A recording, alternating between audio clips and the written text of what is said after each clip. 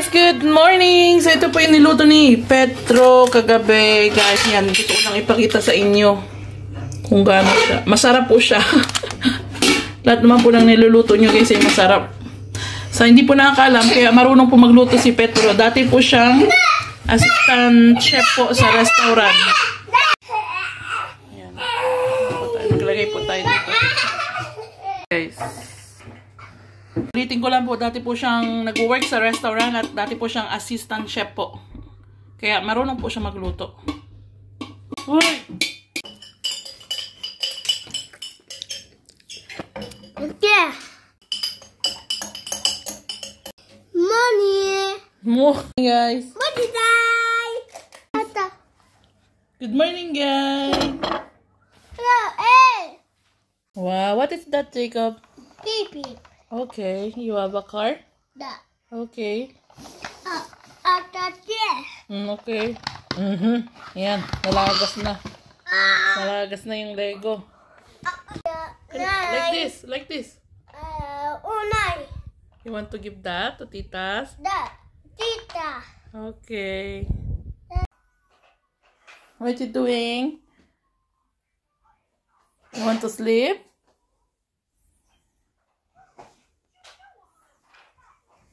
Hi guys! Good morning and happy Sunday po sa inyong lahat dyan. Yan, nakapagsimba na ba kayo? So, mamaya pa po kami magsisimba. Guys, bali nandito lang po kami sa bahay ng family ko at hindi pa po kami lumalabas. So, guys, maraming salamat po pala sa mga nanood ng video ni Petro at talagang natutuwa po siya guys. May binabantayan niya yung mga views. Sabi ko sa kanya na alam mo ba na 19,000 na yung video mo. So guys, kaya po talaga na ano rin yung asawa ko, parang na-inspire din po siya na sumama sa akin sa pagbo-vlog. Dahil ito po yung reason guys. Pinakita ko po yung vlog nila Petri Family na kasama, lagi nagsusupport yung asawa niya sa vlog niya. And pinakita ko yung mga revenue. Sinabi ko guys na itong video na to, pinakita ko sa kanya yung naka-indicate na revenue na possible na sahurin namin. Tapos, yun nga, pinakita ko yung mga video nila Petri na nakasupport yung husband niya. At yan, pinakita ko rin na ganyang kalaki yung possible na sahurin natin in the future. Hindi nyo lang alam kung gaano siya, natutuwa siya, nag-i-enjoy na siya guys sa pagbablog. At nag-iisip kami kung ano pa yung content po namin na nagagawin. Kung ano pa ba ang content na namin gagawin. Pero sobrang saya po niya guys sa mga comment nyo. Ina-explain ko. Meron naman po mga English dun sa mga comment. And yung mga Tagalog, tina-translate ko sa kanya. Hello! Guys! Oy, Pip! Daniel! Po kami ng Lego.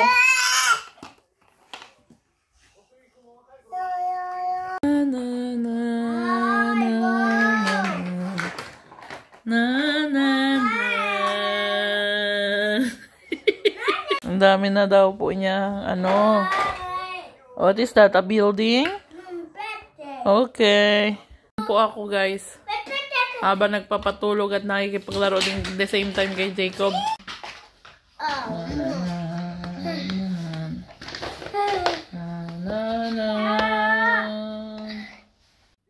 Tulog na si Jacob at si Daniel.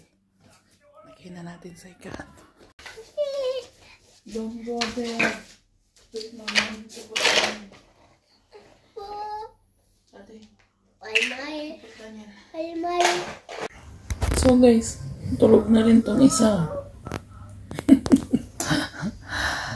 Lalagay ko naman siya sa kama ulit. Pupunta ko ngayon kay Ate Helen guys. Hello guys! Yan. Gandang hapon. Kamusta kayo? So ngayon ay papunta po kami ni Jacob. Ayan, kasama ko si Jacob. Papunta kami sa isang kaibigan ko po Pilipina dito. Guys, sobrang ganda ng weather ngayon. So mamaya pag balik namin ni Jacob, isasama naman namin si Daniel. Look at this, that's Medja.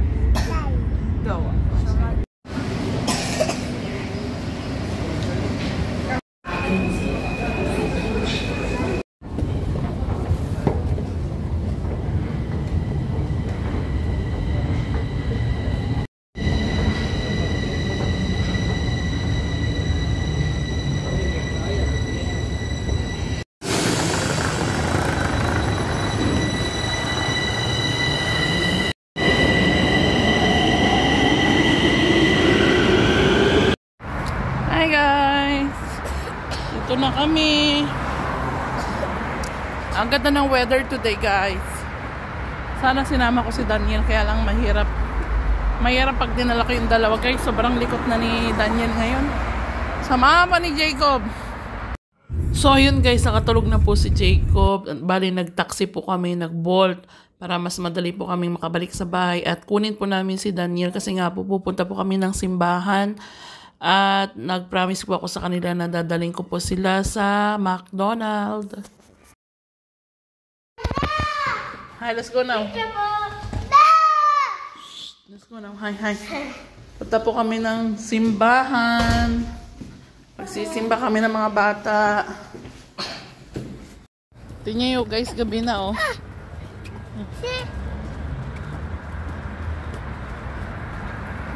Ha? Hadi. Hadi. Daniel. Wow.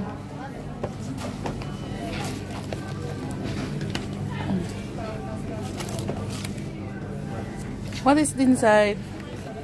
Toy.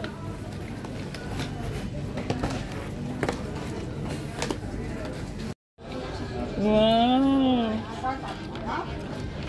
Masaya na yan. Ha? Ah.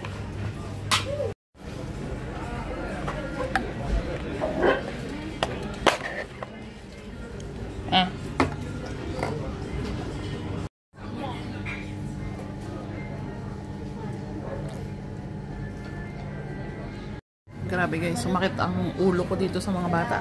Masakit yung ulo ko guys kasi kanina di ba galing kami do sa Ubor, pumunta kami sa kaibigan ko. Tapos ang sakit ng ulo ko sa taxi guys. Alam niyo na nahihilo talaga ako sa taxi pag alam mo yung sobrang init tapos patigil-tigil yung sasakyan. Tapos yun nga sabi ko magsisimba kami. Binuyisan ko lang si Daniel tapos pumunta kami ng simbahan. Tapos dumiretso na kami dito sa McDo. Hindi na kami bumalik guys ng mall. At ang sakit ng ulo ko. Ngayon parang okay na siya. Dinala ko na dito guys para malapit lang kasi itong McDonald's dito sa bahay namin. Yummy? You happy now? Bravo. Masaya na raw po si Jacob. Kanina umiiyak yan. Si Daniel, talagang kailangan kong kunin si Daniel sa bahay. Kasi lagi na lang nakakulong siya sa bahay guys. Wawa naman.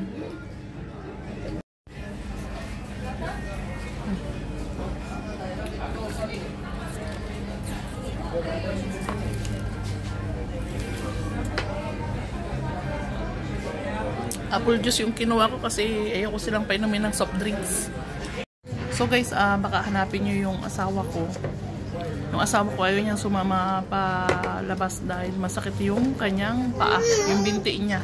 Kasi alam nyo na guys, yung binti ng paa ng asawa ko ay metal na yung nasa loob. So pag lumamig, nagbago yung weather, sumasakit talaga yung loob niya kasi nga bakal na yung loob niya. Ramdam niya talaga yung sa buto. Kinuha na ni Jacob yung tinapay. Mahilig talaga po si Jacob sa tinapay. Pero yung tinapay lang naman. Pilipino.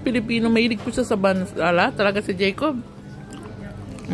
Paano pa natin makakain ng hamburger na to? Wala nang takip. Ito? Wow!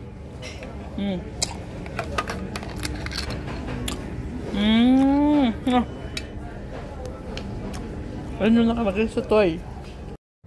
Nanama oh. No, mommy have. Cheers. Nag-cheers pa yung bata. Kaya rin mag-iinom ka rin yata pag laki Jacob. Tatapon na po ng basura si Jacob. Thank you, Jacob. Hi, sit now. Thank you. Malinis na yung lamesa. Hindi pa tapos si Daniel. You want to drink? Daniel. Bravo. Nag-ipos na si Jacob. Mama. Okay.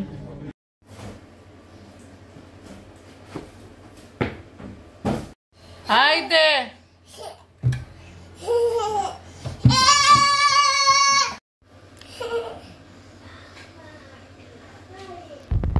Sabi guys, sobrang napagod ako sa pagpunta namin.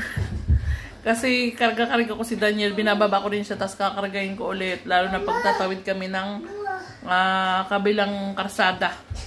Kasi alam nyo, maraming sasakyan dito. Asawa ko ay palabas bibili ng tubig.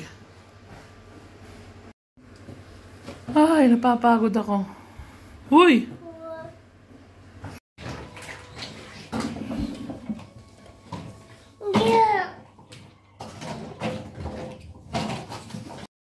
It's on now. No, nothing. Just eat. Take me here.